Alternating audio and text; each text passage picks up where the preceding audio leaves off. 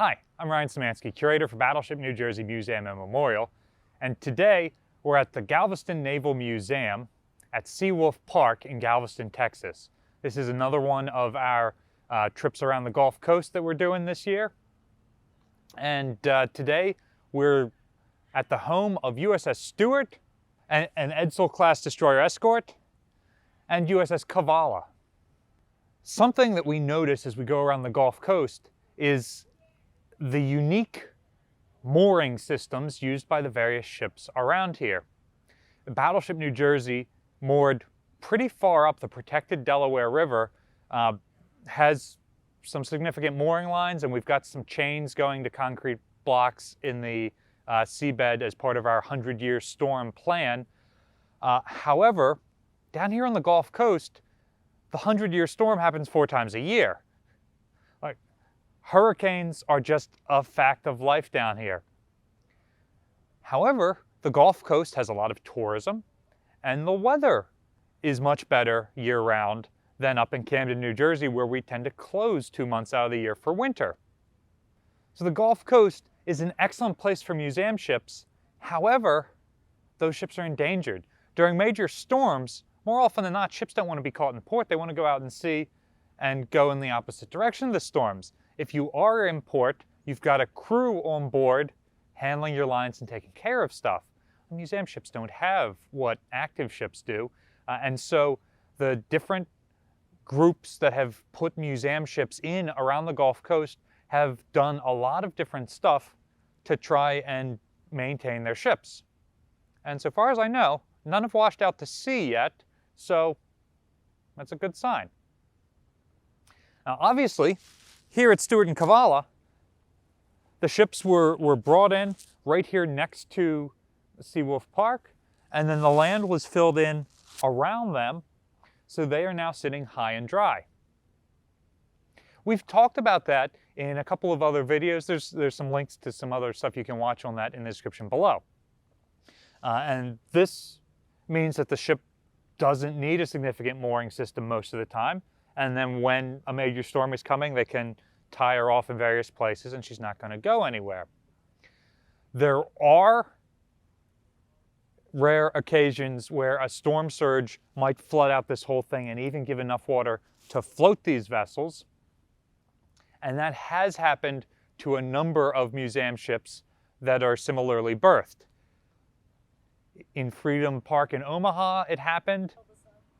The submarine Batfish also had an issue like this, and both Stewart and the battleship Alabama had issues where the storm surge picked them up, and instead of putting them back down in the area that's hollowed out, it put them down a little bit on edge so that the ships had a permanent list, and then serious work had to be done to go in and get them in place. And we've seen that some ships have done a lot of work with this. In our video on the USS Drum's landside berth, we showed how they cut holes in her tanks so that if the storm surge comes in, that's just going to fill up with water and create enough weight to keep her in place. Now, submarines can do that. They've got these flooding tanks and then the inside pressure hull, which is completely separate from that. So flooding those tanks doesn't actually impact the preservation of the vessel as much. DEs do not have that. We've also seen ships like the Battleship Texas and the destroyer Kidd that have a monopile system that the ship rides up and down on, where she's permanently attached and doesn't have mooring lines, so you don't have to worry about drunk people untying the ships in the middle of the night and her Texas drifting out into the Houston shipping channel or anything like that. The submarine Nautilus, all the way up in Connecticut, has a similar system in place. Other ships, like the Coast Guard cutter Ingham, are moored in a more or less traditional manner, but they have more significant mooring lines than, say, Ingham's sister ship Taney, further up north out of severe hurricane danger. Which of these methods is best is still debated in the museum ship community. I've said this a number of times and I cannot stress it enough. Preserving museum ships long-term is a relatively brand new thing in the history of the world.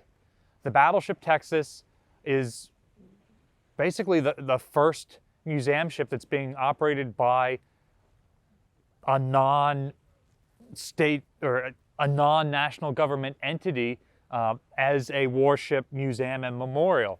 And that doesn't happen until 1948. And most museum ships like Stewart and Cavallo or Battleship New Jersey are created sometime between the 60s and the very early 2000s. And so a lot of these museums are really new, and what we're doing with them is relatively new.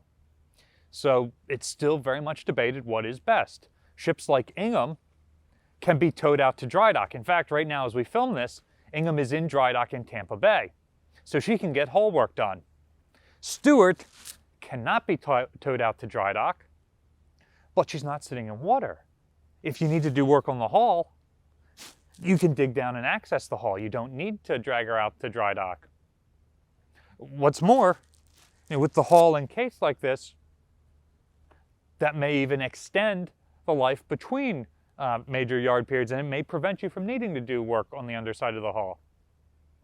So particularly with smaller vessels where it's possible to do this, there is a faction in the museum ship community that thinks that this is the best way to go. And here on the Gulf Coast, that they have an extra point in arguing that. So, would I do something like this with New Jersey? You know, it would definitely be something I would discuss a lot more if New Jersey was in a part of the world that suffered from more storms, or if we continue to destroy the environment to the point that the 100-year storm becomes an annual event and the ship is in danger where she's moored. However, being fairly far north and extremely far upriver, she is pretty safe and close to a dry dock she can go into if she needs hull work done.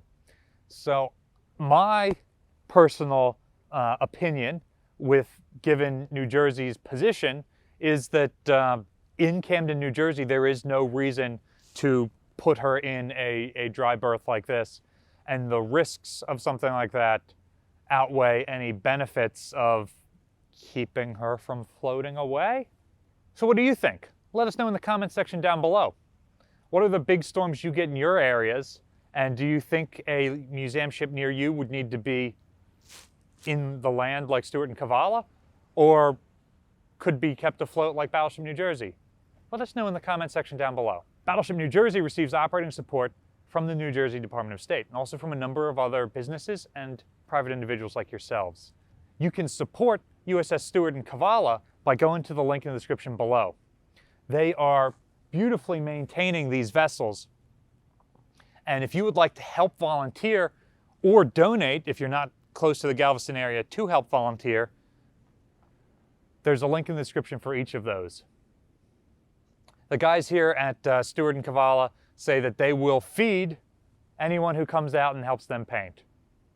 Some major projects they have going on in the near future are trying to free up some of their seized 40mm gun mounts and their 3-inch guns.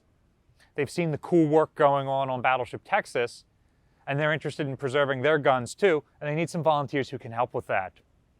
So be sure to reach out to them if you would like to support those projects either financially or by coming out in person in exchange for lunch.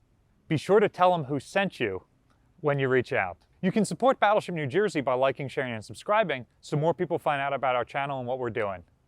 Thanks for watching.